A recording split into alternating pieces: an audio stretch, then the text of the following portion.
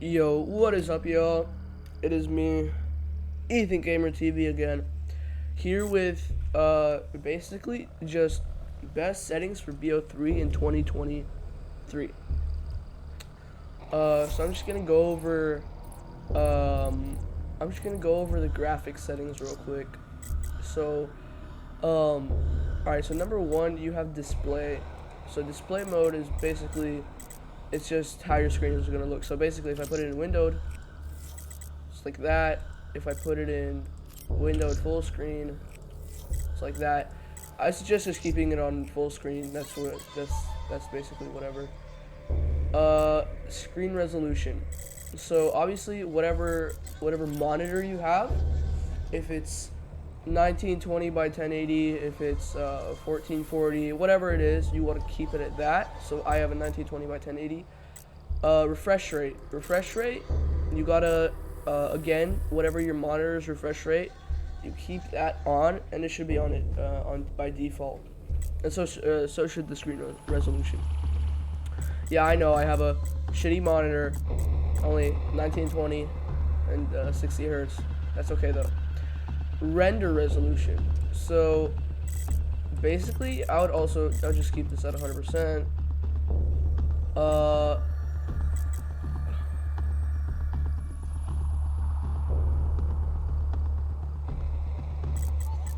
so for me, I have a great PC. The reason I say that because I have a 3090 Ti. Uh, I have a Intel Core i9, 32 gigabytes of RAM. So I have a pretty good computer, really good computer. I know the 40 series just came out. However, 3090 Ti is still a great graphics card. So if you have a shittier computer, I would recommend putting this lower to whatever feels right for you. So I would just toy around with this some. But if you know you have a shitty computer, I would not put it anywhere above 1920. So brightness, just keep that. Field of view. So field of view, so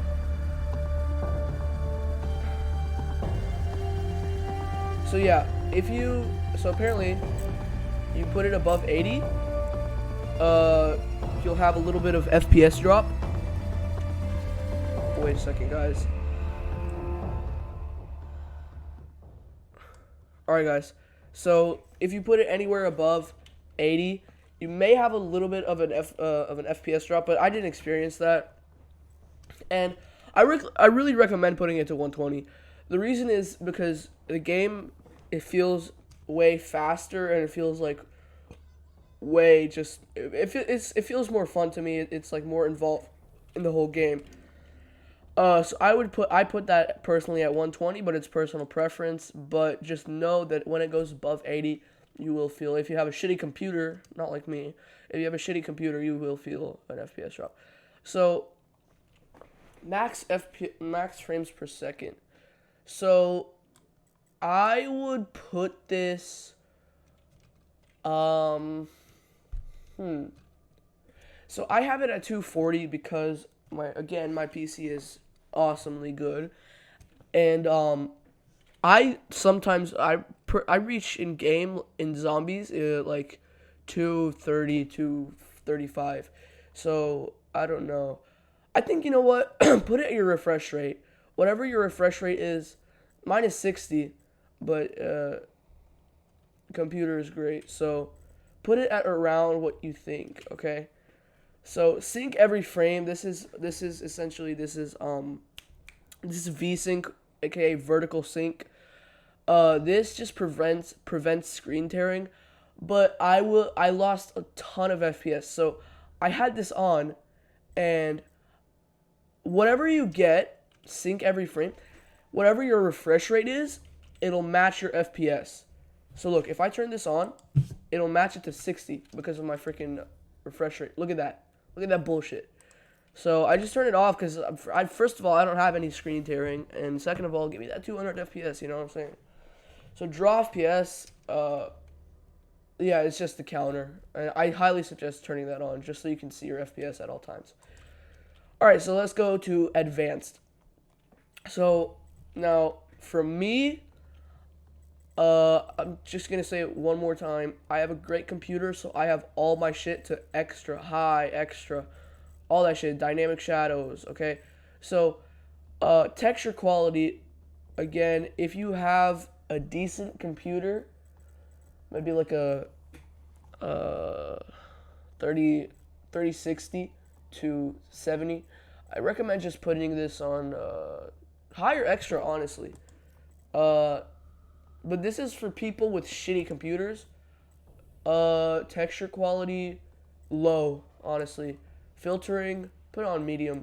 Mesh quality, uh, this'll like really decrease your FPS. So if you have a bad computer, definitely put this on low. Oh, I did not mean to put that on low for real. So yeah, high. Shadows. So shadows also decrease your FPS by a lot. So I recommend putting this on either medium or low if you don't have such a good computer. If you have a decent computer, high or extra. Dynamic shadows. If you have a bad computer, just turn this off.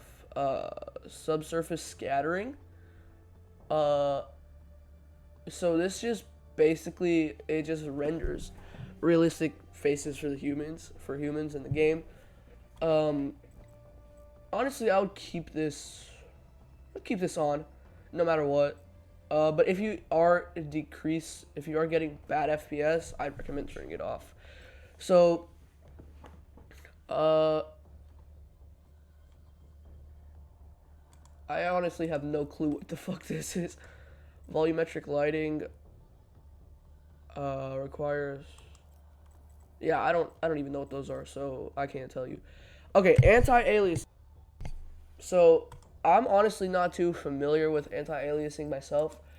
However, I do keep it at the highest. Um,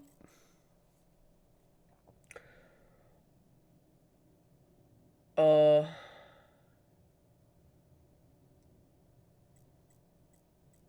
I'm not sure. I would just keep it. I'll just keep it at Filmic SMMA. M Filmic Filmic SMAA T2X. Keep it to that. You should be good. Uh, I don't know what the hell this is, but I keep it extra. You have a shitty computer. Uh, yeah. Motion blur. So this is what I love motion blur. I personally think it makes the game a little more realistic. I think it helps with the movement a lot. It will it doesn't help with the movement, but it gives it that clean movement, sort of. So I would keep it on. If you have a worse a shitty computer, then turn it off. Because I'm pretty sure it will reduce FPS. All right, so game.